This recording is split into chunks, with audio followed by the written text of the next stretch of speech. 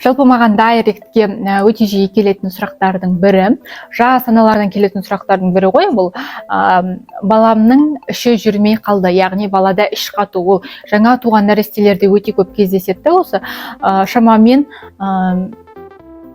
7-8 айға дейінгі балаларда іш қату болып жатады.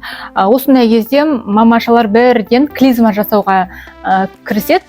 Яғни сол жерге жергілікті әсер етеді, жергілікті ем жасайсыз, я болмаса сіз симптоматикалық терапия жасайсыз.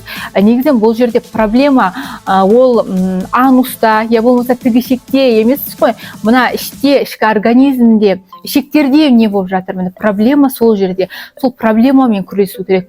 Ішіне массаж жасайсыз, мүмкін сіз дұрыс тағам бермедіңіз, я болмаса дұрыс пюре бермедіңіз, тағысын тағы әртүрлі себептер әсер етуі мүмкін. Сол себепті аурудың себебімен күресу қажет, яғни аурудың белгісімен емес. Егер видео ұнаса, пайдалы болса лайк басыңыз, пікір жазыңыз, маған тіркелуді ұмытпаңыз.